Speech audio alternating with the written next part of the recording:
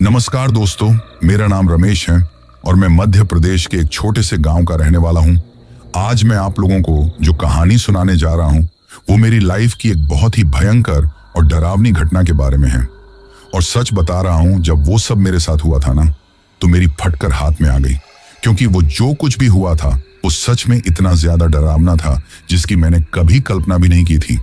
लेकिन अब मेरे साथ ऐसा क्या हुआ था जिसकी वजह से मैं इतना ज्यादा डर गया था, तो इसके बारे में तो आपकी स्टोरी में आगे चलकर पता चल जाएगा, क्योंकि आज की ये स्टोरी उसी भयानक हादसे के बारे में है। दरअसल ये कोई 17-18 साल पहले की बात है। उस वक्त मैं 12-13 साल का था और उस टाइम पर हमारा जो गांव था वो छोटा जरूर था लेकिन बहुत प्यारा था। चारों तरफ खेत थे, बीच में मिट्टी की पगडंडियां और पश्चिम की तरफ घना जंगल था। दिन में वो जंगल हमें बच्चों के लिए खेल का मैदान लगता, लेकिन रात में वही जगह डर का दूसरा नाम बन जाती थी। हम लड़के तो दिन में वहां आम तोड़ने, लकड़ियां बटोरने और पगडंडी पर दौड़ लगाने चले जाते, लेकिन अंधेरा होते ही घर की चौखट पार करने में भी डर लगता था। उस साल सावन का महीना था, आसमान में बादलों की कतारें लगी हुई थी, खेतों में हरियाली छाई हुई थी और घर घर में त्योहारों की चहल पहल थी। ऐसे में एक दिन खुशखबरी आई कि भोलाराम के घर बेटा हुआ है। गांव में जैसे बाढ़ सी खुशी दौड़ गई। ऐसा नहीं था कि भोलाराम के कोई बच्चे नहीं थे, उनके 2 बच्चे पहले से ही थे, लेकिन गांव के सरल जीवन में किसी के यहाँ खुशी होना एक त्योहार की तरह होता है, जिससे पूरे गांव में हलचल मच जाती है। भोला भैया के यहाँ भी लोगों की भीड़ लगने लगी, औरतें बधाई गाने लगी, बच्चे इधर उधर दौड़कर खबर फैलाने लगे, अरे भोलाराम के घर नन्हा बाबू आया है। शाम होते होते भोलाराम के घर भीड़ लग गई। आंगन में बड़ी बूढ़ी औरतें ढोलक बजाकर गीत गा रही थीं। ढोलक की थाप के साथ तालियां और औरतों की हंसी से पूरा माहौल खुशनुमा हो उठा था। नाच गाना जी भरकर हुआ था। हम बच्चे भी वहां खड़े होकर तमाशा देख रहे थे। मुझे याद है, चाची लोग मजाक में एक दूसरे को ताने दे रही थी, देखो सुमित्रा, अब तुम भी देर मत करो, 1-2 बच्चे कर ही डालो। सुमित्रा शर्मा कर बोली, जी, अभी 2-4 साल तो रहने ही दीजिए, अभी भैया के घर की दावत खा लीजिए, फिर दूसरी जगह के बारे में सोचिए। इस पर चाची बोली, खैर भोला को भगवान ने सोने का टुकड़ा दिया है। यह सुनकर सबने इस बात का समर्थन किया। बहुत देर तक दावत चली। फिर रात को लगभग 9 बजे के आसपास औरतों में शगुन देने की रस्म शुरू हुई। गांव की महिलाएं बारी बारी से आकर बच्चे के पास बैठती, माथे पर काजल का टीका लगाती और उसके सिर पर हाथ फेर कर रुपये, पैसे, मिठाई या कपड़े रख देती। ये रस्म हर घर में होती थी और बच्चों को खास तौर पर पसंद थी, क्योंकि मिठाई हम भी चुपके से खा लेते थे। बच्चे की माँ यानी भाभी ममता थकी हुई लेकिन खुश थी। वो बिस्तर पर लेटी हुई मुस्कुरा रही थी और पास में छोटा सा लकड़ी का पाट रखा था, जिस पर मोटा सा कंबल लपेटकर बच्चा सुलाया गया था। ढोलक गीत की गूंज के बीच औरतें लगातार आ जा रही थीं। मैं और मेरा सबसे अच्छा दोस्त हरिया भी भीड़ के पीछे खड़े होकर देख रहे थे। हरिया धीरे से मेरे कान में बोला, चल शगुन में मिलने वाली मिठाई उठा लेते हैं। मैं हंस पड़ा और बोला, अरे चुप, सबके सामने मार खाएगा क्या? लेकिन हमारी बात को ममता भाभी ने सुन लिया।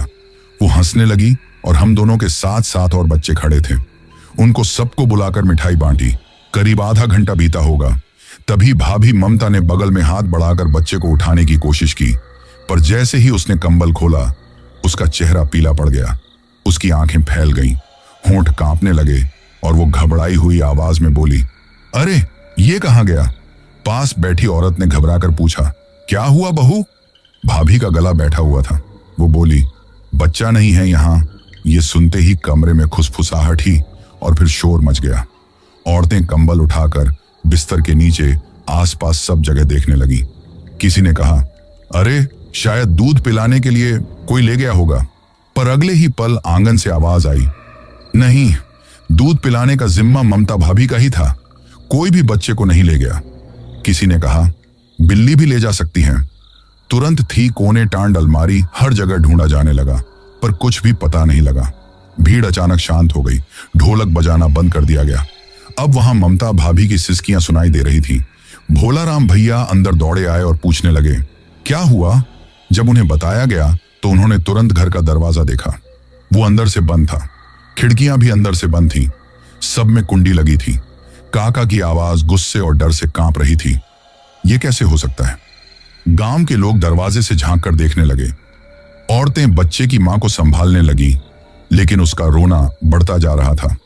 हाय मेरा लाल, कोई मेरे लाल को ले गया। कुछ लोग दौड़कर आंगन से बाहर गए। गली में और फिर पास पड़ोस में खोज शुरू हुई, पर कहीं कोई निशान नहीं था। गांव के बुजुर्ग आपस में फुसफुसाने लगे। एक बूढ़ी अम्मा ने धीमे से कहा, यह इंसान का काम नहीं है। दूसरी बोली, रात को किसी ने पायल की छन छन सुनी थी और जंगल की तरफ से रोने की आवाज आई थी। यह सुनकर मेरा गला सूख गया। बचपन से सुनी गई जंगल वाली डायन की कहानियां दिमाग में घूमने लगी। कहते थे वो औरत के भेष में आती है, बच्चे को गोद में उठाकर ले जाती है और वे फिर कभी वापस नहीं मिलते। लेकिन उस रात तो घर के चारों तरफ लोग थे। फिर कैसे के गई? मैं अपने पिताजी के पास जाकर चुपचाप खड़ा हो गया। उन्होंने मेरी पीठ पर हाथ रखा और मुझसे कहा, रात में बाहर मत निकलना। आधी रात तक पूरे गांव में कोहराम मचा रहा। पुरुष लोग अलाव जलाकर पहरा देने लगे। औरतें बच्चों को गोद में दबोचकर बैठ गईं। ममता भाभी के आंगन से रोने की आवाजें दूर दूर तक सुनाई दे रही थी, लेकिन मेरे कानों में सबसे ज्यादा वो एक बात गूंज रही थी। रात को पायल की छन छन सुनी थी। जंगल की तरफ से रोने की आवाज आई थी। भोला राम के घर से बच्चे के गायब होने की खबर जैसे तूफान की तरह पूरे गांव में फैल गई। गली गली औरतें अपनी चुनरी संभालते हुए दौड़ पड़ी। मर्द लाठियां पकड़कर इधर उधर देखने लगे। गांव का माहौल अचानक बदल गया। कुछ देर पहले ढोलक गीत की आवाजें आ रही थी, अब हर तरफ घबराहट और मायूसी थी। ममता भाभी को औरतें संभाल रही थीं, लेकिन उसका रोना थमने का नाम नहीं ले रहा था। वो बार बार कंबल की तरफ देखती, जैसे यकीन नहीं कर पा रही हो कि बच्चा सच में वहां नहीं है। एक बुजुर्ग अम्मा ने कहा, अरे बहू, तू घबराना मत, मिल जाएगा तेरा लाल। लेकिन उनकी अपनी आवाज भी कांप रही थी। गांव के मर्द तुरंत खोज में निकल पड़े। काका के आंगन से गली के कोने तक, कुएं के पास, यहां तक कि बाड़ के पीछे भी देखा गया। 2-4 नौजवानों ने मशालें जलाई और जंगल की तरफ भी बढ़ गए।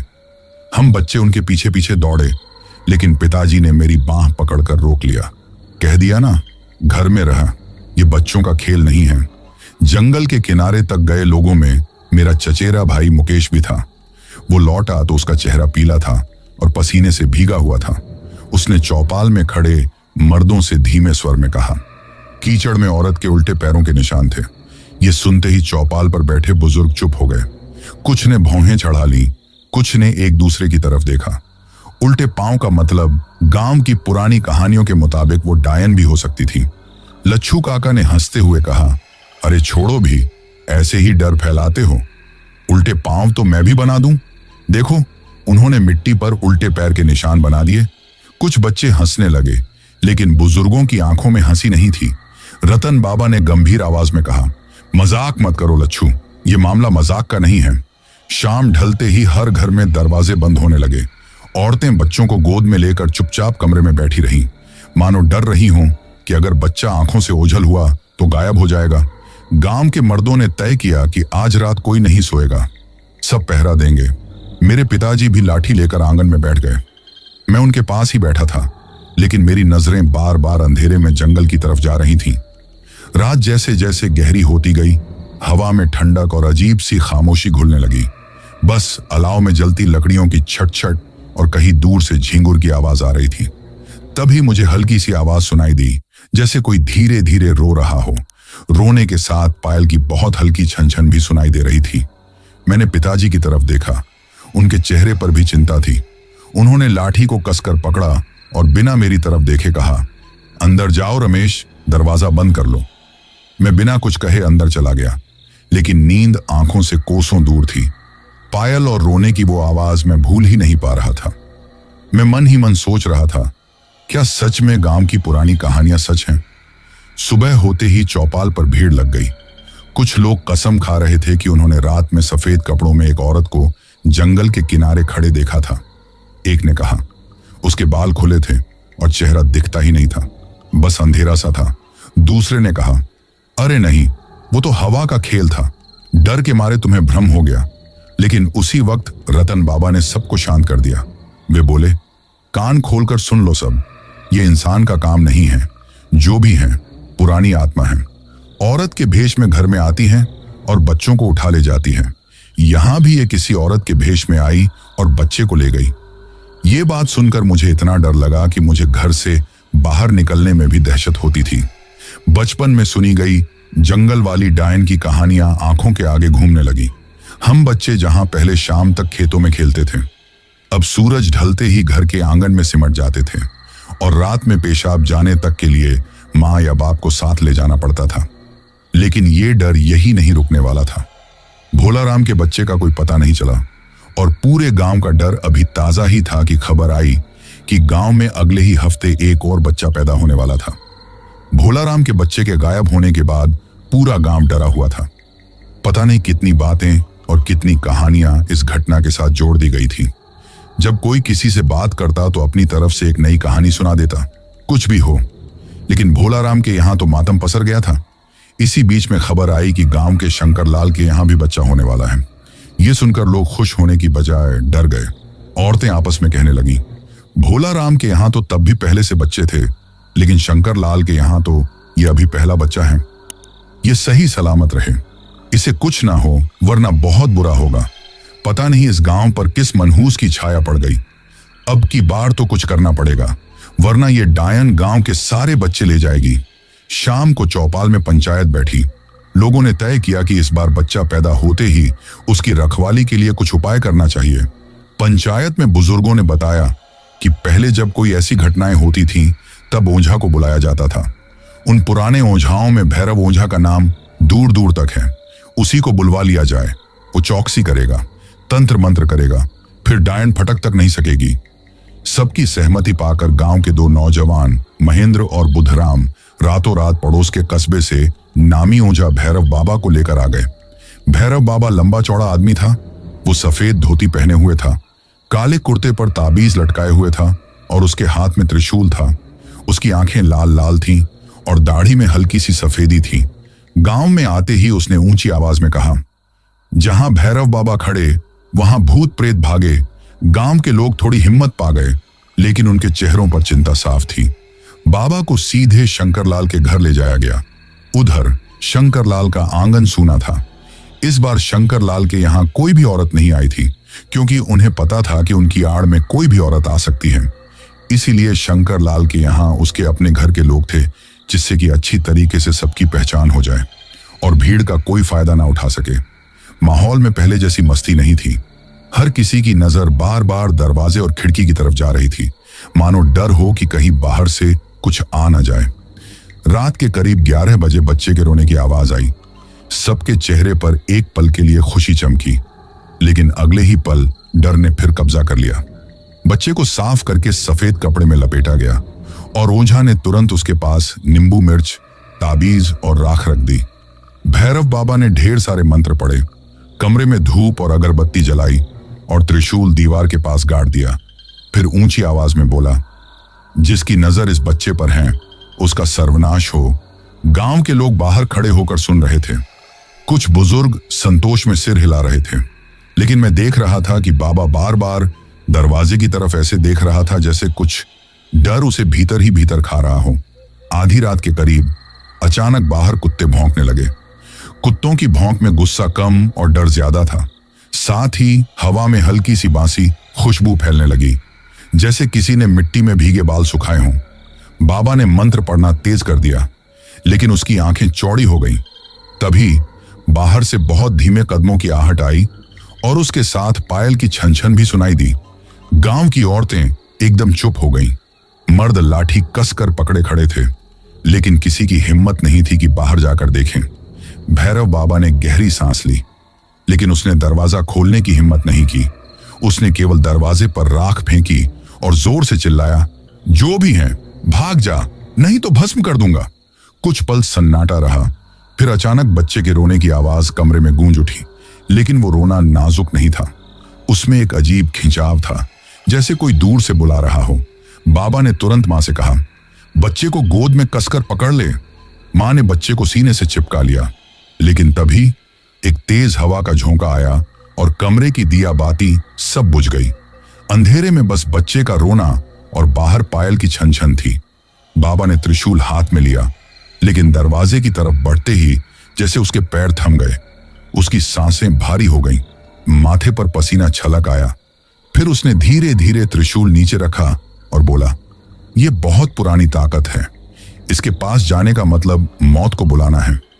यह सुनते ही गांव के मर्दों में खुसुर पुसुर होने लगी।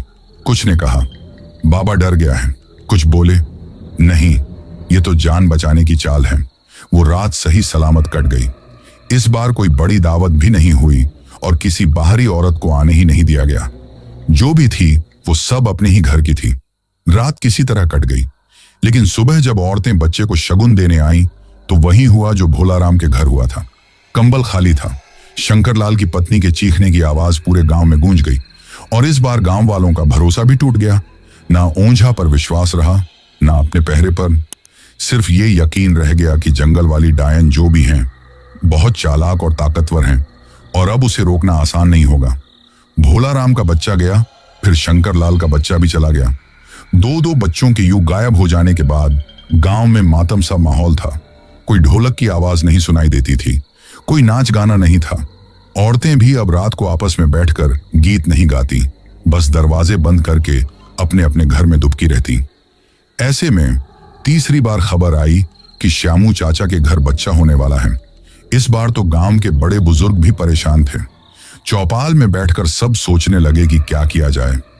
ओझाओं की तो पोल खुल चुकी थी। पहले भैरव बाबा, फिर एक दो छोटे मोटे तांत्रिक आए, सब हारे थके लौटे। तभी गांव की ही एक तेज तर्रार औरत लक्ष्मी बुआ बोली, कुछ तंत्र मंत्र टोट के अपने आप भी करके देख लो। अरे इतना डरने की क्या बात है, वो डायन बच्चा लेने आती है ना, हम उसे बच्चा देंगे ही नहीं। कमरे में हम असली बच्चे की जगह कपड़े में लिपटा एक गुड्डा रख देंगे और असली बच्चा मैं अपने पास छुपा लूंगी। लक्ष्मी बुआ गांव में अपने अक्लमंदी के किस्सों के लिए मशहूर थी। थोड़ी घमंडी भी थी। बोलने का लहजा ऐसा था जैसे बाकी सब मूर्ख हों। उसने छाती ठोक कर कहा, देखना, इस बार मैं कर दिखाऊंगी। सुबह से ही श्यामू चाचा का आंगन औरतों से भर गया था। कुछ लोग ढोलक लेकर आए, लेकिन गाने में वही डर की मिलावट थी। आवाज में वो मिठास नहीं थी जो पहले होती थी। दोपहर के करीब गोपी चाची की चीख चिल्लाहट सुनाई दी। फिर नन्हे बच्चे के रोने की आवाज आई। पूरा घर एक पल को मुस्कुराया। लक्ष्मी बुआ ने तुरंत अपनी योजना पर काम शुरू कर दिया। पहले तो बच्चे को डायन से दूर रखने के टोटके किए, फिर उसने घर के एक कोने में असली बच्चे को गोद में ले लिया और चुपचाप पीछे के कमरे में चली गई। वो हर थोड़ी देर पर बच्चे को दूध पिलाती, थपथपाती, ताकि वो रो ना पड़े। बाहर कमरे में उसने कपड़े में लिपटा एक पुराना कपड़े का गुड्डा पालने में डाल दिया। उस पर बच्चे का पुराना कंबल लपेट दिया ताकि देखने में कोई फर्क न लगे। गांव की औरतें आकर वही गुड्डा देख देख कर शगुन देती रहीं, मिठाई रखती रहीं। जैसे ही आधी रात बीती, बाहर कुत्ते भौंकने लगे। वो वही भौंक थी जो पहले बच्चों के गायब होने से पहले सुनाई देती थी, जो तेज, बेचैन और डर से भरी हुई होती थी। धीमे धीमे कदमों की आहट और पायल की छन छन सुनाई दी। अंदर बैठी औरतों के चेहरों का रंग उड़ गया, लेकिन लक्ष्मी बुआ ने अंदर से ठहाका लगाया, आ जा, देख मैं तुझे कैसे मूर्ख बनाती हूं। अचानक दरवाजे पर जैसे किसी ने बहुत धीरे से धक्का मारा। कमरे की दिया बाती अपने आप बुझ गई। अंधेरे में बस पायल की आवाज और फिर कंबल हिलने की हल्की सी सरसराहट सुनाई दी। कुछ सेकंड बाद दरवाजा अपने आप बंद हो गया। लक्ष्मी बुआ ने झांक कर देखा, पालना खाली था। उसने मन ही मन सोचा, फंस गई रे डायन। सुबह जब सूरज निकला तो लक्ष्मी बुआ नहाकर सज धज कर आंगन में आई। सबके सामने बच्चे को गोदी में उठाकर बोली, देखा, मेरा तरीका काम कर गया। ये देखकर गांव वाले खुश हो गए। श्यामू चाचा ने मिठाई बांटी। ढोलक फिर से बजने लगी। कई औरतों ने तो लक्ष्मी बुआ को गले लगाकर कहा, तू तो गांव की राखी है, तेरी अक्लमंदी सलामत रहे। लेकिन उसी शाम जब सब खुशियां मना रहे थे तो लक्ष्मी बुआ अपने घर लौटी। शाम के धुंधलके में उसने महसूस किया कि कोई पीछे पीछे चल रहा है। जब उसने मुड़कर देखा तो कोई नहीं था, पर पायल की धीमी धीमी आवाज उसके कान में गूंज रही थी। रात को जब सब सो गए, अचानक लक्ष्मी बुआ के घर से चीख सुनाई दी। जब सब लोग दौड़े तो देखा कि लक्ष्मी बुआ के गले पर गहरे नाखूनों के निशान थे, जैसे किसी ने खींचकर दबाया हो। उसकी आंखें फटी हुई थीं और चेहरा नीला पड़ चुका था। वो मर चुकी थी और बच्चे का हाल भी अच्छा नहीं था। लक्ष्मी बुआ की मौत के अगले ही दिन श्यामू चाचा का बच्चा अचानक बीमार पड़ गया। उसे एकदम से तेज बुखार चढ़ आया। उसकी सांस फूलने लगी और आंखें उलटने लगी। श्यामू चाचा डॉक्टर के पास लेकर भागे। डॉक्टर ने भली भांति जांच करके दवा दी, लेकिन दवा ने कोई फायदा नहीं किया। फिर गांव के वैद्य, ऊंजा, दवाई कुछ भी काम नहीं आया। चौथे दिन बच्चे ने भी दम तोड़ दिया। गांव पर जैसे फिर मातम छा गया।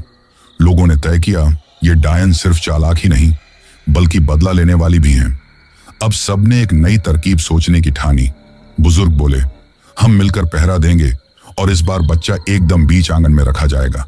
चारों तरफ लोग पहरा देंगे, लेकिन भीतर ही भीतर हर कोई जानता था जंगल वाली के सामने इंसानी चालें शायद बेकार ही साबित होंगी। गांव में मनहूसियत पसर गई थी। हर कोई परेशान था, हर कोई चिंता में था, लेकिन किसी के बस में कुछ भी नहीं था। डायन ने टहलका मचा रखा था। बरसात का मौसम था, लेकिन उस हफ्ते पानी नहीं बरसा था। गांव के किनारे जंगल की तरफ वाले खेत में एक पुराना ट्यूबवेल था। दिन में वहां जाना तो ठीक, लेकिन रात को वहां जाने के बारे में कोई सोच भी नहीं सकता था। पर उसी रात रामदीन के खेत को पानी लगाना जरूरी था। उसने अपने भतीजे कल्लू और मोहन को बुलाया और कहा, देखो, आधी रात में पानी छोड़ना पड़ेगा, वरना फसल सूख जाएगी। जल्दी जाओ और काम निपटा कर लौट आओ। दोनों लड़के हिम्मत करके खेत की ओर चल पड़े। रास्ते में इतना घना अंधेरा था और ऊपर से बादल भी छाए हुए थे और बस झींगुरों की आवाज ही सुनाई दे रही थी। कल्लू ने ट्यूबवेल चालू किया। मोटर की घर्र घर्र आवाज गूंजने लगी। तभी कल्लू ने देखा कि ट्यूबवेल के पास मोटर की पाइप के पीछे एक सफेद साया खड़ा है।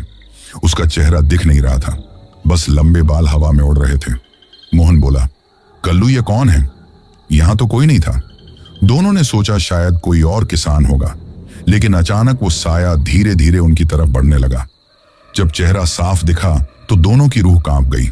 वो वही औरत थी जिसे लोगों ने जंगल में कई बार देखा था। वो सफेद कपड़े पहने हुए थी, उसकी लाल चमकती आंखें थीं और उल्टे पैर थे। उसने अजीब सी हंसी हंसते हुए कहा, पानी मेरे खेत में छोड़ दो। कल्लू ने डर के मारे मोटर बंद कर दी और मोहन का हाथ पकड़कर भागने लगा, लेकिन भागते भागते मोहन का पैर फिसल गया। उसने पीछे मुड़कर देखा। डायन उसके बिल्कुल पास झुककर फुसफुसा रही थी, तुम तो अच्छे जवान हो, आओ। कल्लू ने चीख मारकर मोहन को खींचा और दोनों किसी तरह गांव तक पहुंचे। रात को मोहन को तेज बुखार चढ़ गया और वो बार बार कहने लगा, वो मेरा नाम लेकर बुला रही हैं, मुझे फिर जाना है। गांव के बुजुर्गों ने अगले ही दिन ट्यूबवेल के पास नींबू मिर्च और हवन की राख डालकर वहां जाना बंद कर दिया। लेकिन कुछ कहते हैं, बरसात की रातों में वहां से अब भी मोटर की आवाज आती है, जबकि बिजली तक नहीं होती। बरसात का मौसम था, लेकिन उस हफ्ते पानी नहीं बरसा था। गांव के किनारे जंगल की तरफ वाले खेत में एक पुराना ट्यूबवेल था। दिन में वहां जाना तो ठीक, लेकिन रात को वहां जाने के बारे में कोई सोच भी नहीं सकता था। पर उसी रात रामदीन के खेत को पानी लगाना जरूरी था। उसने अपने भतीजे कल्लू और मोहन को बुलाया और कहा, देखो, आधी रात में पानी छोड़ना पड़ेगा, वरना फसल सूख जाएगी। जल्दी जाओ और काम निपटा कर लौट आओ। दोनों लड़के हिम्मत करके खेत की ओर चल पड़े। रास्ते में इतना घना अंधेरा था और ऊपर से बादल भी छाए हुए थे और बस झींगुरों की आवाज ही सुनाई दे रही थी। कल्लू ने ट्यूबवेल चालू किया। मोटर की घर्र घर्र आवाज गूंजने लगी। तभी कल्लू ने देखा कि ट्यूबवेल के पास मोटर की पाइप के पीछे एक सफेद साया खड़ा है। उसका चेहरा दिख नहीं रहा था, बस लंबे बाल हवा में उड़ रहे थे। मोहन बोला, कल्लू, ये कौन है? यहां तो कोई नहीं था। दोनों ने सोचा शायद कोई और किसान होगा, लेकिन अचानक वो साया धीरे धीरे उनकी तरफ बढ़ने लगा। जब चेहरा साफ दिखा तो दोनों की रूह कांप गई। वो वही औरत थी जिसे लोगों ने जंगल में कई बार देखा था। वो सफेद कपड़े पहने हुए थी, उसकी लाल चमकती आंखें थीं और उल्टे पैर थे। उसने अजीब सी हंसी हंसते हुए कहा, पानी मेरे खेत में छोड़ दो। कल्लू ने डर के मारे मोटर बंद कर दी और मोहन का हाथ पकड़कर भागने लगा, लेकिन भागते भागते मोहन का पैर फिसल गया। उसने पीछे मुड़कर देखा। डायन उसके बिल्कुल पास झुककर फुसफुसा रही थी, तुम तो अच्छे जवान हो, आओ। कल्लू ने चीख मारकर मोहन को खींचा और दोनों किसी तरह गांव तक पहुंचे। रात को मोहन को तेज बुखार चढ़ गया और वो बार बार कहने लगा, वो मेरा नाम लेकर बुला रही हैं, मुझे फिर जाना है। गांव के बुजुर्गों ने अगले ही दिन ट्यूबवेल के पास नींबू मिर्च और हवन की राख डालकर वहां जाना बंद कर दिया। लेकिन कुछ कहते हैं बरसात की रातों में वहां से अब भी मोटर की आवाज आती है, जबकि बिजली तक नहीं होती। बरसात का मौसम था, लेकिन उस हफ्ते पानी नहीं बरसा था। गांव के किनारे जंगल की तरफ वाले खेत में एक पुराना ट्यूबवेल था। दिन में वहां जाना तो ठीक, लेकिन रात को वहां जाने के बारे में कोई सोच भी नहीं सकता था। पर उसी रात रामदीन के खेत को पानी लगाना जरूरी था। उसने अपने भतीजे कल्लू और मोहन को बुलाया और कहा, देखो, आधी रात में पानी छोड़ना पड़ेगा, वरना फसल सूख जाएगी। जल्दी जाओ और काम निपटा कर लौट आओ। दोनों लड़के हिम्मत करके खेत की ओर चल पड़े। रास्ते में इतना घना अंधेरा था और ऊपर से बादल भी छाए हुए थे और बस झींगुरों की आवाज ही सुनाई दे रही थी। कल्लू ने ट्यूबवेल चालू किया। मोटर की घर घर आवाज गूंजने लगी।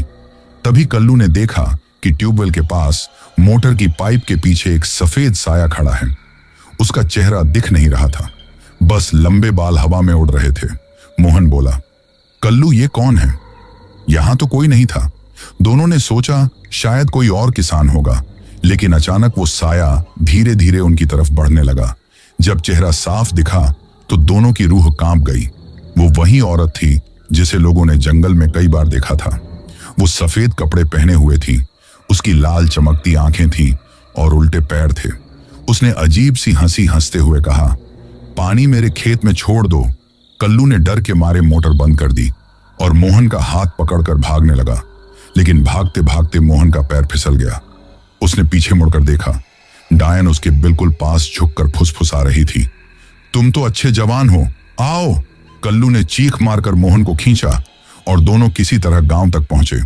रात को मोहन को तेज बुखार चढ़ गया और वो बार बार कहने लगा, वो मेरा नाम लेकर बुला रही हैं, मुझे फिर जाना है। गांव के बुजुर्गों ने अगले ही दिन ट्यूबवेल के पास नींबू मिर्च और हवन की राख डालकर वहां जाना बंद कर दिया।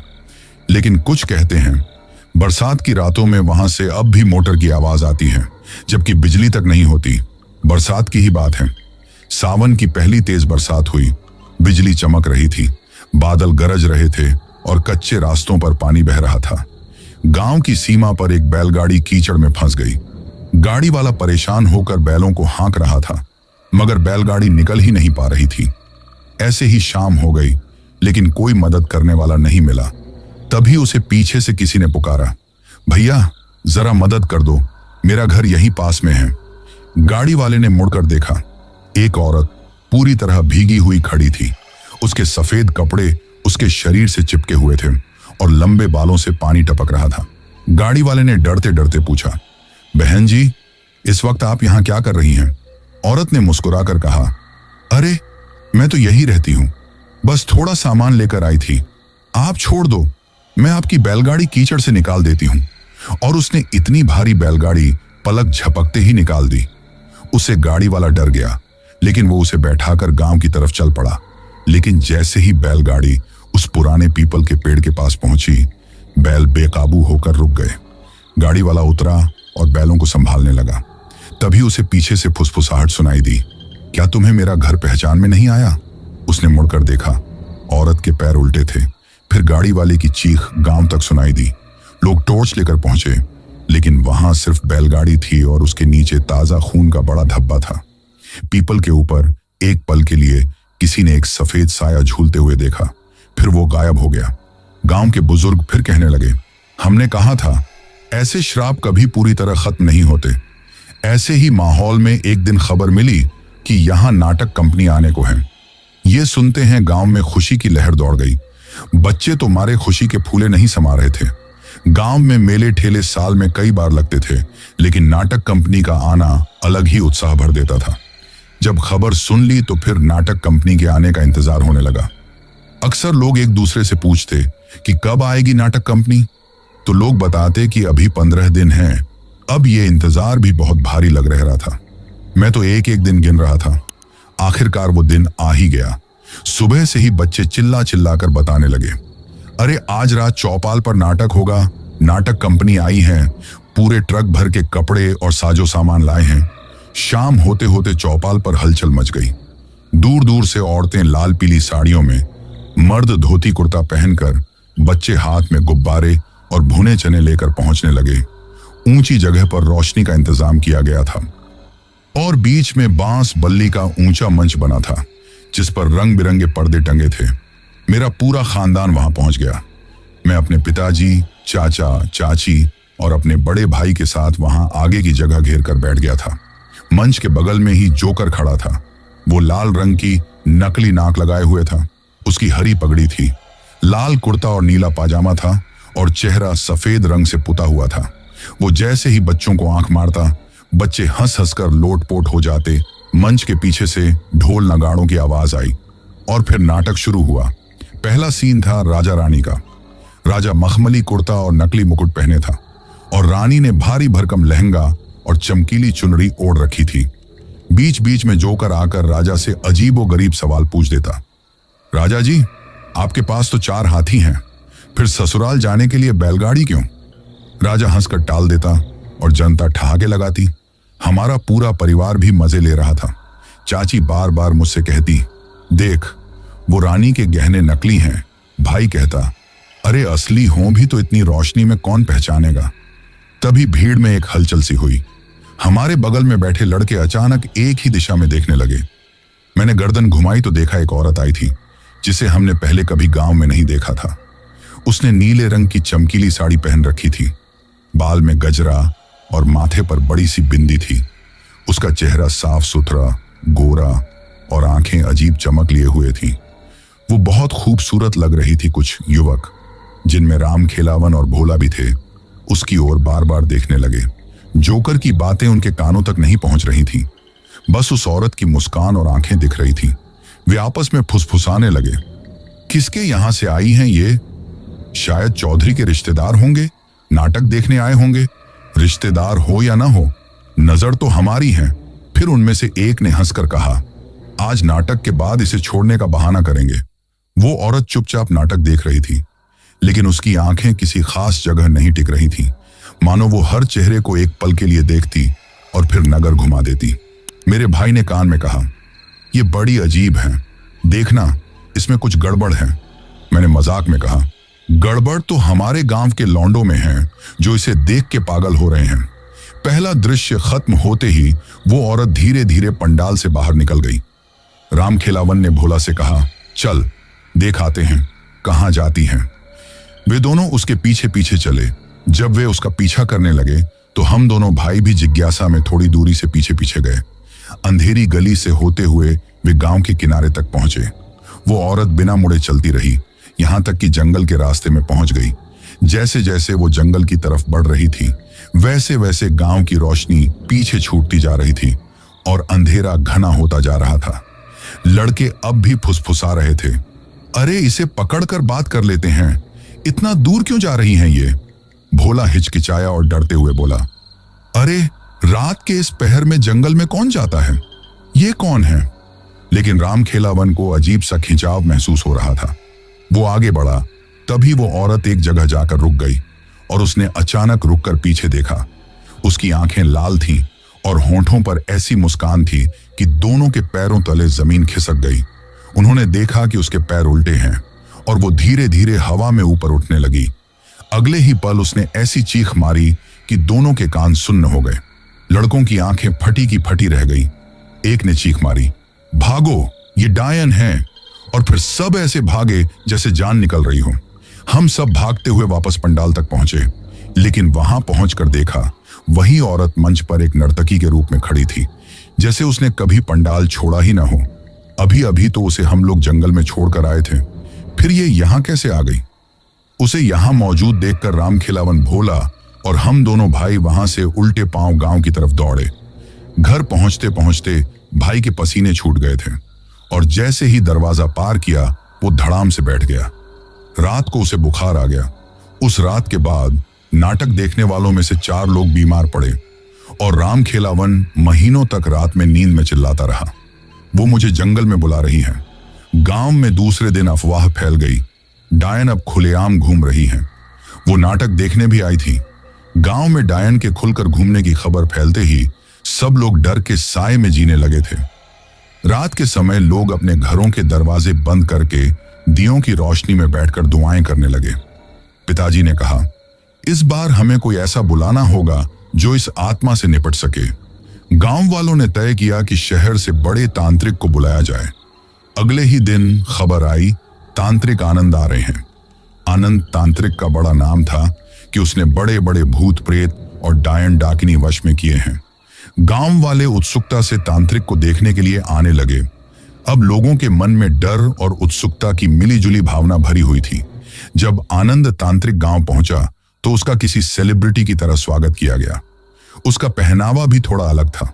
वो लंबा काला वस्त्र पहने हुए था, सिर पर चमकीली लाल टोपी थी और हाथ में लंबी लाठी थी। उसके आने की खबर सुनते ही गांव में सन्नाटा छा गया। वो खुद ही कहने लगा, ये आत्मा आसानी से नहीं जाएगी, इसे हटाना आसान नहीं है। गांव वालों के मन में डर और उम्मीद दोनों ही थी। रात होते ही तांत्रिक ने हवन की तैयारी शुरू कर दी। बड़े बर्तन में जल, धूप और हवन सामग्री रखी गई। गांव वाले रात भर उसके साथ हवन में शामिल हुए। धुएं की सुगंध और मंत्रों की आवाज ने पूरे गांव में रहस्यमय माहौल बना दिया। जोकर और नाटक के हल्के फुल्के हंसी मजाक का समय अब डर और रहस्य में बदल गया। आनंद तांत्रिक ने कहा, डायन को वश में करने के लिए मुझे जंगल में जाना पड़ेगा। यह सुनकर चारों तरफ सन्नाटा छा गया, लेकिन सब लोग उससे पीछा छुड़ाने के लिए बेचैन थे। इसलिए सब ने एक सुर से कहा, आपको जो ठीक लगे वैसा ही काम कीजिए, हमें तो बस डायन से छुटकारा चाहिए। आनंद ने जंगल की तरफ रुख किया। वो डायन को बड़ी शिद्दत से ढूंढता रहा, लेकिन वो कहीं नहीं मिली। आखिरकार वो थक हार कर एक जगह बैठ गया। वो पूरी रात भर दिखाई नहीं दी। दूसरे दिन सुबह फिर उसने जंगल में ढूंढने का फैसला किया। काफी देर तक उसने डायन की खोजबीन की। तब तक काफी दिन चढ़ आया था। धूप भी तेज हो गई थी।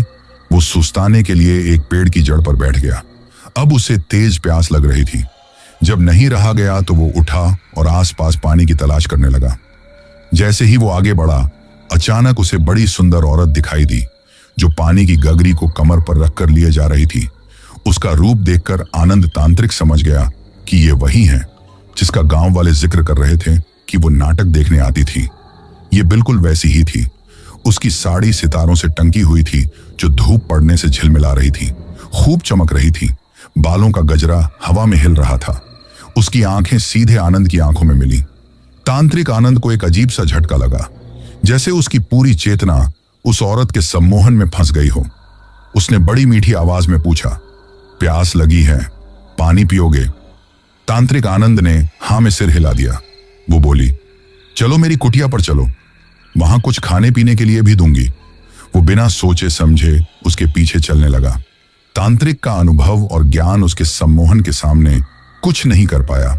जंगल के भीतर वो औरत तांत्रिक को घने पेड़ों के बीच ले गई। तांत्रिक आनंद ने महसूस किया कि वो अब खुद पर नियंत्रण खो चुका है। औरत ने पानी की गगरी एक ओर फेंक दी और तांत्रिक के पास आकर खड़ी हो गई। उसने अपनी बाहें तांत्रिक के गले में डाल दी। धीरे धीरे उसके हाथ तांत्रिक आनंद के गले तक फिसल आए।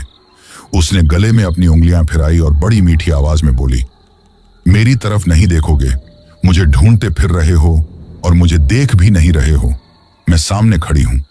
यह सुनकर तांत्रिक आनंद चौंक पड़ा। उसने झटके से अपनी आंखें खोली तो यह देखकर चौंक पड़ा कि उसके सामने डायन खड़ी थी। वो बेहद डरावनी थी। उसकी खून की तरह लाल आंखें किसी दिए की तरह दप दप कर रही थी। नुकीले दांत खौफनाक लग रहे थे। उसने अपने हाथ तांत्रिक के गले पर जमा दिए और गला दबाने लगी। यह अचानक ही हुआ था, इसलिए तांत्रिक अपना बचाव भी नहीं कर पाया। तांत्रिक डर के मारे कांप उठा। डायन के हाथों की पकड़ इतनी मजबूत थी कि वो खुद को छोड़ा नहीं पाया।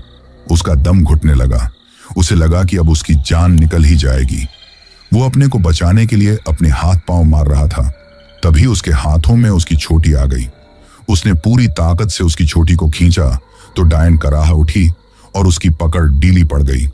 तांत्रिक आनंद को अब अपने बचने का एक सिरा मिल गया था। उसने अब डायन की छोटी को पकड़कर पूरी ताकत से झकझोरा।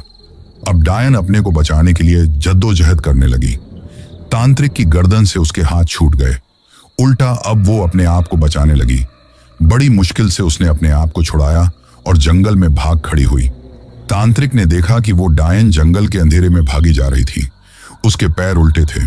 उसकी मुस्कान की तरह उसका कराहना भी बहुत डरावना था। तांत्रिक ने अपना गला सहलाते हुए ठंडी सांस ली कि आज तो साफ बच गए। इसका सामना करना आसान नहीं है, इसके पीछे बहुत गहरी कहानी है। वो जंगल से बाहर आया और गांव वालों को सच सच बताया। तांत्रिक का कहना था कि डायन की शक्ति सिर्फ डर और रहस्य से नहीं आती, उसके पीछे एक पुराना श्राप, गहरी तंत्र साधना और उस आत्मा का अतीत है जिसे जानने के बिना उसे रोक पाना संभव नहीं। गांव वाले डर के साए में रह गए और तांत्रिक ने हवन की अगली तैयारी शुरू कर दी। तांत्रिक की पहली झलक ने गांव वालों को यह समझा दिया कि अब सिर्फ डर से नहीं बल्कि समझ और रणनीति से ही डायन को रोका जा सकता है। अब उनके मन में सवाल था, क्या तांत्रिक डायन को पकड़ पाएगा या जंगल की इस डरावनी रहस्यपूर्ण आत्मा का खेल अभी शुरू ही हुआ है। गांव में तांत्रिक के आने और जंगल में उसके पहले टकराव के बाद माहौल और भी भारी हो गया था। हर घर में रात होते ही दिए जलने लगे और बच्चे अपनी माओ के आंचल में छिपने लगे। गांव के बुजुर्ग चौपाल पर बैठकर घबराई आवाज में बातें करते, ये तांत्रिक भी अगर हार गया तो हम बचेंगे कैसे। तांत्रिक ने अगली सुबह पूरे गांव को बुलाया। उसकी आवाज में कठोरता थी, अब वक्त आ गया है कि हम डरकर नहीं बल्कि मिलकर इसका सामना करें। आज रात इसे पकड़ना ही होगा, वरना ये और ताकतवर हो जाएगी। गांव के सबसे मजबूत 12 आदमी अपने अपने घर से लाठियां, रस्सियां और मोटी लोहे की जंजीर लेकर आए। तांत्रिक ने जंगल के उस हिस्से में जाल बिछाने की योजना बनाई जहां वो डायन सबसे ज्यादा देखी गई थी। वो जगह गांव से आधा कोस दूर थी, जहां पेड़ों के बीच काई जमी थी और हवा में हमेशा ठंडक रहती थी। शाम ढलते ही गांव में अजीब सी खामोशी फैल गई। कुत्ते भी भौंकना बंद कर चुके थे और चांद बादलों के पीछे छिपा हुआ था। तांत्रिक काले वस्त्र पहनकर और माथे पर सिंदूर का बड़ा टीका लगाकर अपने साथ तांबे की घंटी और एक लंबा त्रिशूल लेकर आया। गांव के लोग उसके पीछे पीछे चल रहे थे, मानो किसी युद्ध पर जा रहे हों। जंगल में पहुंचकर उन्होंने एक खुली जगह चुनी। चारों ओर रस्सियां बांध दी गई और बीच में लोहे की बड़ी जंजीर और मोटा जाल बिछा दिया गया। तांत्रिक ने जमीन पर मंत्र लिखे और उसके चारों तरफ दीपक जला दिए। उसने कहा, यह सिर्फ जाल नहीं, मंत्रों का घेरा है। अग्रवाह इसमें फंसी तो निकल नहीं पाएगी। आधी रात होते होते जंगल की हवा बदल गई। पेड़ों की टहनियां खुद ब खुद हिलने लगी और अचानक ठंडी हवा के साथ सिसकियों की आवाज आने लगी। गांव के एक आदमी ने डर से तांत्रिक के कान में कहा, यह वही आवाज है। तभी धुंध के बीच से सफेद साड़ी में एक परछाई उभरी। धीरे धीरे वो औरत करीब आई। उसके बाल बिखरे हुए थे और आंखें लाल थीं, मानो भीतर से जल रही हों। हर कदम पर उसके उल्टे पांव मिट्टी में निशान छोड़ रहे थे। गांव के 2 लोग कांपते हाथों से रस्सी कसने लगे। जैसे ही वो औरत मंत्रों के घेरे में दाखिल हुई, तांत्रिक ने जोर से घंटी बजाई और मंत्र फेंका। औरत ने एक कान फाड़ू चीख मारी। गांव के मर्दों ने एक साथ जाल खींचा और लोहे की जंजीर उसकी कमर और हाथों में कस दी। वो छटपटाने लगी, जैसे 100 आदमियों की ताकत एक साथ उसके शरीर में हो। उसकी आंखों से लाल लाल बूंदें टपकने लगी, जो जमीन पर पड़ते ही काले धुएं में बदल जाती। बाल हवा में ऐसे उड़ रहे थे जैसे किसी तूफान में हो। वो कभी जमीन पर लौटती, कभी जंजीर खींचकर किसी को अपनी ओर खींचने की कोशिश करती। गांव की औरतें दूर से ये सब देख रही थीं और डर के मारे अपने बच्चों को ओढ़नी में छिपा रही थीं। कोई भी बच्चा रोने की हिम्मत नहीं कर पा रहा था, मानो उनकी मासूम आत्मा भी उस डर को महसूस कर रही हो। तांत्रिक ने अपने त्रिशूल को उसके सामने गाड़ दिया और आंखें बंद कर तेज मंत्रोच्चारण करने लगा। उसके माथे से पसीना टपक रहा था, पर आवाज में एक दृढ़ता थी। कुछ ही मिनटों में उस डायन की हरकतें धीमी होने लगी। उसका चेहरा अब थका हुआ दिखने लगा। वो भारी सांसें ले रही थी, मानो कोई अदृश्य बोझ उसके ऊपर रख दिया गया हो। तांत्रिक ने मंत्र पूरा किया और आंखें खोलकर कहा, अब ये अपनी कहानी सुनाएगी और हमें बताएगी कि ये गांव इसकी पकड़ में क्यों है।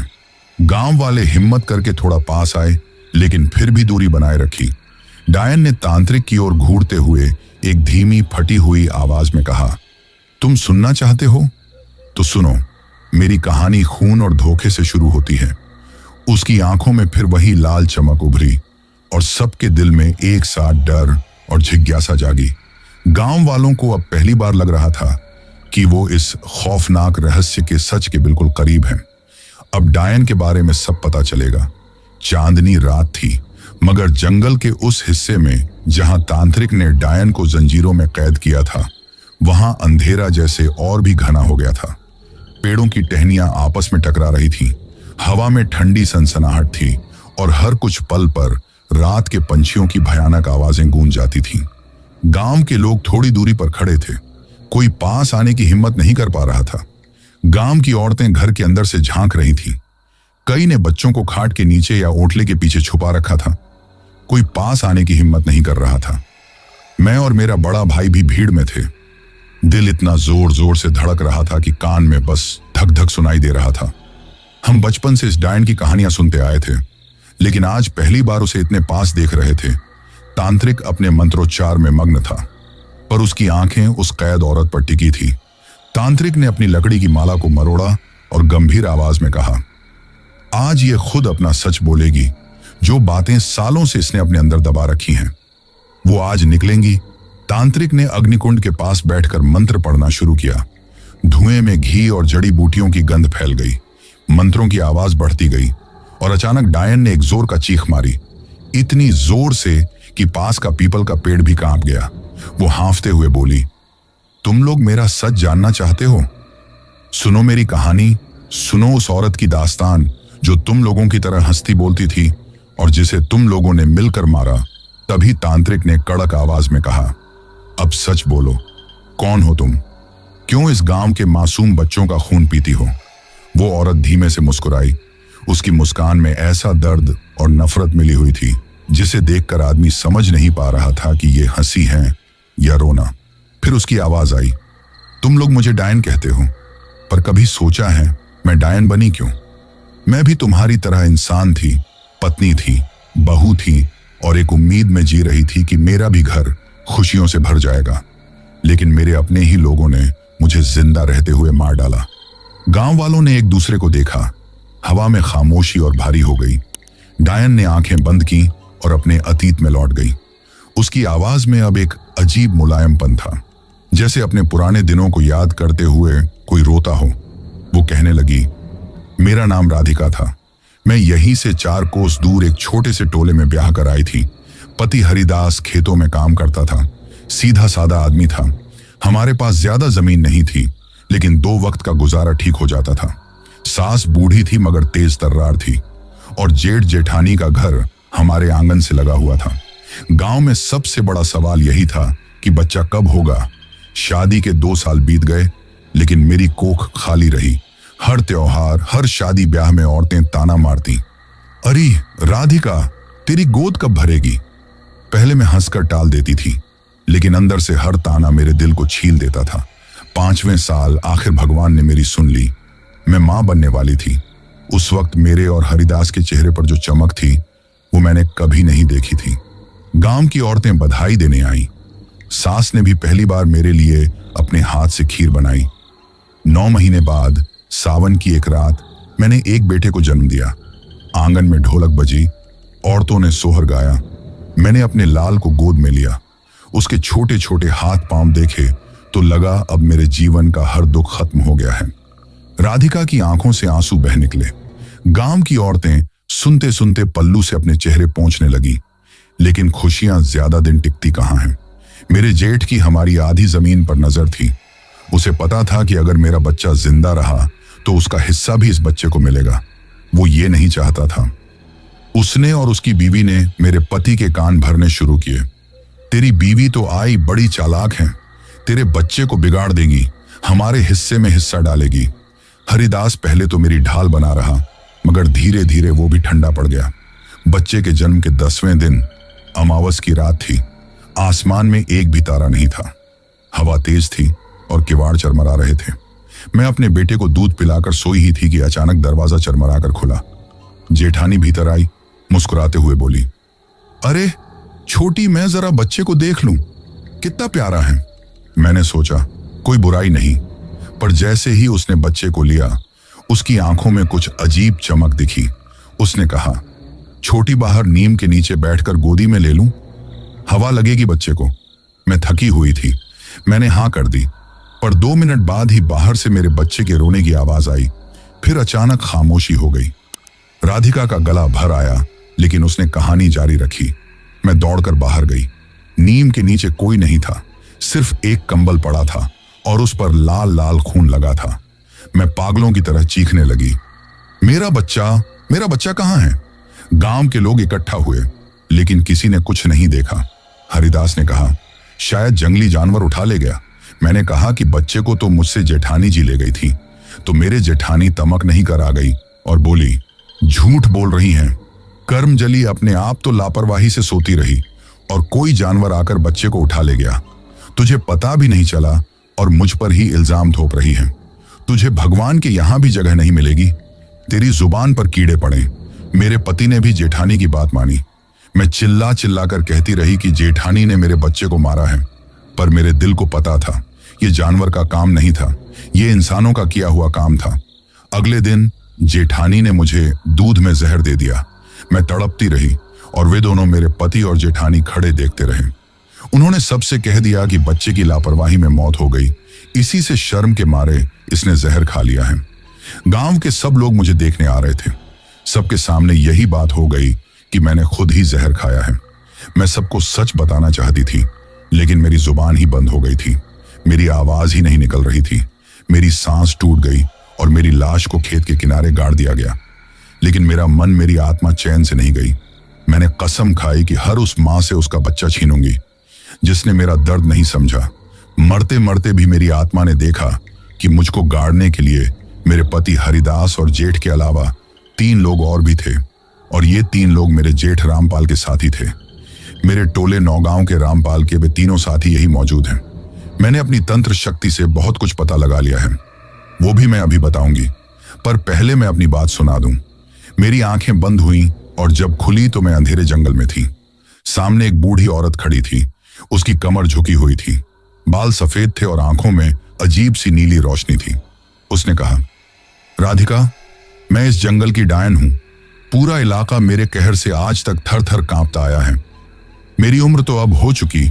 मैं किसी आत्मा की तलाश में थी, तो अब तू आ गई है। तू अब इंसान नहीं रही। राधिका, तेरी आत्मा में वो आग है जो बदला ले सकती है। उसने मुझे मंत्र सिखाए, ताकत दी और शाप भी कि अगर तू अपना बदला नहीं लेगी तो तू खुद ही खत्म हो जाएगी। और उसी दिन से मैं इस रूप में आ गई। डायन की आंखों से अब खून के आंसू बह रहे थे। गांव वाले सहमे हुए थे। कुछ को उस पर दया आ रही थी, कुछ और डर गए थे। तांत्रिक ने कहा, तुम्हारी आत्मा को मोक्ष दिलाने के लिए तुम्हारे साथ न्याय करना होगा, पर तुम्हें निर्दोष बच्चों का खून नहीं पीना होगा। अगर तुम्हारे साथ बुरा हुआ तो तुमने भी तो निर्दोष बच्चों को और उनके माँ बाप को रुलाया है, तो अपनी किस बात पर शिकायत कर रही हो? तुमने भी तो वही किया।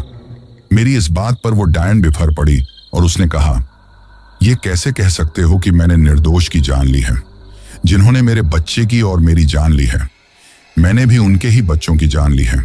जरा पूछो भोला राम, शंकर लाल और श्यामू से पूछो कि उन्होंने मेरे बच्चे को और मुझे मारने में मेरे जेठ रामपाल की मदद नहीं की। और आज भी ये तीनों मेरे खेत को ठेके पर लिए हुए हैं। जिसका अन्न ये लोग खा रहे हैं वो मेरे बच्चे का होता। 4 कोस दूर मेरा टोला है, पर मेरे खेत और इन तीनों के खेत पास पास ही हैं। कह दो इन लोगों से कि सबके सामने आकर कह दें कि इन लोगों ने क्या किया है। अब सबकी निगाहें भीड़ की तरफ घूम गई। भोला राम, शंकर लाल और श्यामू, तीनों ही लोग डायन की बातें सुनकर तीनों लोग भागने की जुगाड़ में थे कि सरपंच ने कड़ी आवाज में कहा, खबरदार, भागने की कोशिश मत करना। यहां आकर तांत्रिक के सामने सारी बातें बताओ। अगर इसकी बात सही है तो तुम्हें दंड मिलेगा। अब तो सबको आना ही पड़ा। डायन ने चिल्लाकर कहा, सही सही बोलना। अगर झूठ बोला तो मैं तुम्हारा वो हाल करूंगी कि रो भी नहीं पाओगे। भोला राम, शंकर लाल और श्यामू तीनों इतना ज्यादा डर गए थे कि तोते की तरह बोलने लगे। भोला राम ने जहर लाकर दिया था। शंकर लाल और श्यामू राधिका के बच्चे को दफन कराए थे। गांव के लोग इन तीनों की पाप कहानी सुनकर दंग रह गए। तांत्रिक ने लकड़ी की माला को कसकर पकड़ा और जोर से बोला, अब सच्चाई सामने आ गई है। जो लोग दोषी हैं उनकी क्या सजा होगी? डायन की आंखें भड़की और उसने कहे कहर भरी आवाज में कहा, भोला राम, तुमने मेरी मौत का रास्ता बनाया और अब भी अपनी आंखें बंद रख रहे हो। मैं सब जानती हूं, हर झूठ, हर षड्यंत्र। अब मैं बदला लूंगी। भीड़ में खड़ा भोलाराम अचानक सिहर उठा। उसका चेहरा काला पड़ गया और वो धीरे धीरे पीछे हटने लगा। शंकर लाल और श्यामू के चेहरे पर हवाइयां उड़ने लगी थीं। डायन कह रही थी, तुम्हारी सलाह ने रामपाल को हिम्मत दी थी और मैं धरती में दफन हो गई। बाद में मेरे पति ने भी आत्महत्या कर ली, उसका भी राज बता दो। भीड़ में हलचल मच गई। गांव के लोग धीरे धीरे पीछे हटने लगे। बुजुर्ग लोगों के चेहरे सख्त हो गए। भोलाराम अब शब्दों में जवाब नहीं दे पा रहा था। डायन ने कहा, शंकर लाल और श्यामू, तुम भी बता दो, तुम्हें कितने रुपये मिले और कितना फायदा हुआ? और मेरे पति हरिदास की लाश कहां ठिकाने लगाई? मेरे गहने तुम तीनों को मिले, वो अभी तुम्हारे घर पर होंगे। उन दोनों की जुबान थम गई थी। डायन ने सरपंच से कहा, सुनिए सरपंच जी, आप इनके घर में तलाशी करवा लीजिए। मैं अपने गहने बता रही हूं, कौन कौन से हैं और उनके डिजाइन बता रही हूं। मेरे गहने इन तीनों ने बांट लिए हैं और मेरे पति हरदास को भी ठिकाने लगा दिया है। उन्हें इन तीनों ने और मेरे जेठ ने नदी में धकेल दिया है। पहले मुझे पता ही नहीं था कि मेरे जेठ जेठानी ने मेरे साथ ऐसा क्यों किया। भला कोई भाई अपने सगे भाई के साथ ऐसा कैसे कर सकता है? लेकिन फिर मुझे तंत्र विद्या से ही ये राज मालूम हो गया कि मेरा पति उनका सौतेला भाई था, जिसे मेरे जेठ जेठानी दुश्मन की निगाह से देखते थे। अगर मुझे ये बात तब पता होती तो मैं वो गांव कहीं और रह लेती, संपत्ति सब इनको ही दे देती। लेकिन जब अपने ही दुश्मन बन जाए तो दूसरों के लिए क्या कहा जा सकता है? अब मुझको न्याय दिलाइए सरपंच जी। अब सब लोग खामोश थे। वो कोई कुछ नहीं बोल रहा था। डायन ने अचानक अपने हाथों में जंजीरों को मोड़ते हुए कहा, अब मैं सिर्फ डर दिखाऊंगी नहीं, मैं अपना बदला लूंगी। सबने मिलकर मेरे परिवार को खत्म कर दिया, उसका हिसाब अब चुकता होगा। सरपंच ने भोलाराम, शंकरलाल और श्यामू से पूछा, क्या ये जो बोल रही हैं सच है? तीनों ने सर झुकाकर कहा, हाँ, एक एक बात सच है। हमने ही ये सब पाप कर्म किए हैं। भगवान भी हमको माफ नहीं करेगा। हमको हमारे ही कर्मों की सजा मिली है। तांत्रिक ने तुरंत मंत्र पढ़ना शुरू किया ताकि डायन की शक्ति काबू में रहे। लेकिन डायन ने अचानक एक जोरदार चीख मारी और उसकी शक्ति इतनी बढ़ गई कि जंजीरें भी टूटने लगी। गांव के लोग पीछे हट गए। महिलाएं बच्चों को और छुपाने लगी। युवक चिल्ला रहे थे, रुको, इसे कैसे रोकेंगे? डायन ने अपनी लंबी उंगलियों से जमीन को छूते हुए मंत्र उगलना शुरू किया। आसपास की हवा गाढ़ी और ठंडी हो गई। पेड़ हिलने लगे और मिट्टी से अजीब आवाजें आने लगी। भोलाराम कांपते हुए बोला, मैं सच कहता हूं, मुझे इसका पछतावा है। मैंने गलती की थी। मैं मदद कर सकता हूं, कुछ भी कर सकता हूं। शंकरलाल और श्यामू के मुंह से तो आवाज भी नहीं निकल रही थी। डायन ने चिल्लाकर कहा, अगर कुछ कर सकता है तो फिर मेरी जिंदगी, मेरे बेटे की जिंदगी और मेरे पति की जिंदगी को वापस कर। अब मुझे कोई नहीं रोक सकता। अब मेरी शक्ति सब पर भारी है। भोलाराम अब जमीन पर घुटनों के बल गिर पड़ा। उसकी आंखों से आंसू और डर का मिला जुला भाव साफ दिख रहा था। गांव का हर आदमी डर के मारे चुप हो गया। घरों की खिड़कियों में बच्चे और महिलाएं छिपी हुई थीं। हवा में एक अजीब सी गंध फैल गई, जो जड़ी बूटियों, राख और जंजीरों की मिलीजुली गंध थी। डायन ने धीरे धीरे कदम बढ़ाए। उसके कदमों की आहट जमीन पर गूंज रही थी। उसका चेहरा अब भीषण था। लाल आंखें, झुलसे बाल और चेहरे पर गहरी चोटों की निशानी थी। उसने एक शंकरलाल को देखा जो भीड़ के पास खड़ा था। उसने भागना चाहा, लेकिन डायन ने अपनी लंबी उंगली से हवा में लकीर खींची और शंकरलाल तुरंत वहीं सिहर कर गिर पड़ा। गांव वाले अब समझ गए, डायन सिर्फ डर दिखा नहीं रही थी, उसका बदला अब शिकार करने वाला था। डायन ने चुपचाप श्यामू की तरफ देखा। उसकी आंखों में खौफ था। डायन ने धीरे से कहा, तुमने मेरा जीवन बर्बाद किया, अब मैं तुम्हारे कर्मों का हिसाब लूंगी। श्यामू का चेहरा सफेद पड़ गया और वो जोर जोर से कांपने लगा। डायन ने अपने हाथ उठाए और एक मंद सी आवाज में मंत्र पढ़ा। मोहन ने तुरंत जमीन पर गिरकर रोना शुरू कर दिया। गांव वाले घबराकर पीछे हट गए और तांत्रिक ने जोर देकर कहा, धैर्य रखो, अब हम इसे पूरी तरह काबू में करेंगे। लेकिन उसकी शक्ति देखो, ये कोई साधारण आत्मा नहीं है। डायन ने आंखें बंद की और खुद से बड़बड़ाई, मेरा बदला सिर्फ शुरू हुआ है। अगर किसी ने रोकने की कोशिश की तो ये खौफ पूरे गांव में फैल जाएगा। डायन ने भीड़ की तरफ देखा। सबने सिर झुका लिया। तांत्रिक ने ऊंची आवाज में मंत्र पढ़ा ताकि डायन की ताकत काबू में रहे। डायन हांफते हुए बोली, जब तक मेरा बदला पूरा नहीं होगा, जब तक इन तीनों का खून नहीं बहाऊंगी, मैं नहीं जाऊंगी। गांव वालों के चेहरे पर डर साफ था।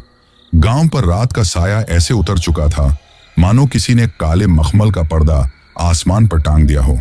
हवा में ठंडक थी, लेकिन गांव वालों के दिलों में डर का पारा चढ़ा हुआ था। घरों के दरवाजे बंद थे, खिड़कियों से सिर्फ चौकस आंखें बाहर झांक रही थीं। गांव के बीचों बीच पीपल के पेड़ के नीचे तांत्रिक अपने आखिरी हवन की तैयारी कर रहा था। अग्नि की लौ तेज थी और चारों तरफ पीली संतरी रोशनी कांप रही थी।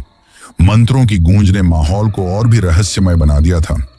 तांत्रिक ने भीड़ की ओर देखा और भारी आवाज में बोला, आज की रात या तो ये आत्मा जाएगी या फिर हम सब। गांव वाले घबरा गए, कुछ पीछे हटने लगे, लेकिन तांत्रिक के चेले ने कहा, कोई घर मत जाओ, अगर ये हवन अधूरा रहा तो ये डायन पूरे गांव को खा जाएगी। डायन ने सबसे पहले भोलाराम को देखा। उसकी नजरों का वार ऐसा था जैसे कोई नुकीला खंजर दिल में उतर गया हो। भोलाराम का शरीर अकड़ने लगा, उसकी आंखें बाहर की तरफ खिंच गईं और गले से अजीब सी खर्र खर्र की आवाज आने लगी। तांत्रिक ने मंत्र पढ़ते हुए एक मुट्ठी राख हवा में फेंकी, जिससे डायन कुछ पल के लिए पीछे हट गई।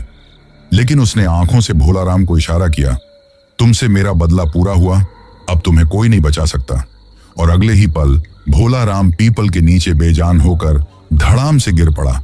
भीड़ में हलचल मच गई, कोई रो रहा था, कोई भागने की कोशिश कर रहा था। तांत्रिक ने ऊंची आवाज में कहा, अभी डरने का वक्त नहीं है, सब लोग हवन के चारों ओर घेरा बनाकर बैठो, कोई भी बाहर नहीं जाएगा। डायन धीरे धीरे हवन कुंड के पास आई। उसके आने से अग्नि की लपटें अचानक नीली हो गईं। तांत्रिक ने तांबे के कलश में भस्म और लाल चंदन का मिश्रण लिया और डायन की ओर फेंकते हुए जोर से मंत्र पढ़ा। डायन ने चीख मारी, लेकिन तुरंत उसके चेहरे पर मुस्कान लौट आई। डायन ने ठंडी हंसी हंसते हुए कहा, मुझे लगता था तुम ताकतवर हो, लेकिन तुम्हारे मंत्र सिर्फ मेरे पैरों की धूल हैं। डायन ने वहां खड़े हुए लोगों की तरफ नजर घुमाई। श्यामू और शंकर की तरफ उसने अपने उंगली से इशारा किया। एक पतली से नीली लौ उन दोनों की तरफ लपकी और दोनों धड़ाम से नीचे गिरे और तड़पने लगे। देखते ही देखते दोनों की सांसें थम गईं। इतनी ही देर में गांव के 3 लोग मर चुके थे। वहां हाहाकार बीत गया। अचानक डायन ने गांव के 3 युवकों से नजर मिलाई और वे बेहोशी जैसी हालत में उठ खड़े हुए और हवन कुंड में लकड़ी उखाड़ने लगे। तांत्रिक चिल्लाया, ये उसके सम्मोहन में आ गए हैं, इन्हें रोको। लेकिन किसी की हिम्मत नहीं हुई। तभी तांत्रिक ने जमीन से सिंदूर उठाकर युवकों की ओर फेंका, जिससे वे झटके से होश में आ गए और पीछे हट गए। तांत्रिक को समझ आ गया कि यह साधारण डायन नहीं है, इसके पीछे कोई बहुत पुराना रक्त पिपासु श्राप है। उस बूढ़ी डायन ने ही इसे श्राप दिया होगा। उसने अपने गले से रुद्राक्ष की माला उतारी, आग में डाल दी और आंखें बंद करके महाकाल का आह्वान किया। अचानक अग्नि की लपटें 5 गुना ऊंची हो गई और भयंकर गर्जना सुनाई दी। डायन पीछे हटने लगी, उसकी त्वचा से धुआं उठने लगा और वो जोर से चिल्लाई। तांत्रिक ने जोर से कहा, आज तेरा अंत होगा और तू इस गांव के बच्चों को फिर कभी नहीं छू पाएगी। डायन ने एक आखिरी कोशिश में तांत्रिक पर झपट्टा मारा, लेकिन जैसे ही वो हवन कुंड की आंच में आई, उसका शरीर राख में बदलने लगा। उसकी चीख इतनी भयानक थी कि दूर जंगल के सारे कौवे एक साथ उड़ गए। जब सब शांत हुआ तो पीपल के नीचे सिर्फ राख पड़ी थी। तांत्रिक ने माथे से पसीना पोंछा और बोला, यह खत्म हो गई, लेकिन याद रखना, ऐसे पाप जन्म ही ऐसी कहानी को जन्म देते हैं और बदला लेने का मौका ढूंढते रहते हैं। सतर्क रहना। गांव के लोग धीरे धीरे घर लौटे। अब सबके चेहरे में अब डर नहीं, बल्कि एक गहरी थकान थी। इसके बाद हमारा गांव बिल्कुल ठीक हो गया और पहले वाला अमन चैन लौट आया। लेकिन इससे एक बात की सीख मिली कि किसी के संपत्ति का लालच नहीं करना चाहिए, और दूसरी बात कि पापों का फल जरूर मिलता है, चाहे आदमी कितना ही छिपा ले, लेकिन एक दिन उसके पाप उसे खुद ही आकर ढूंढ लेते हैं। जैसे भोलाराम, श्यामू और शंकरलाल ने पाप किया था तो उनकी करनी का फल उन्हें मिल गया। तांत्रिक के जाने के बाद गांव में कई महीनों तक सब कुछ सामान्य रहा। बच्चे फिर से शाम को गलियों में खेलने लगे, औरतें कुएं पर हंस हंस कर बातें करने लगी और मर्द खेतों में मजाक करते हुए काम करने लगे। वो डरावना दौर बस अब एक बुरा सपना बनकर रह गया है। तो दोस्तों, ये थी हमारी आज की कहानी।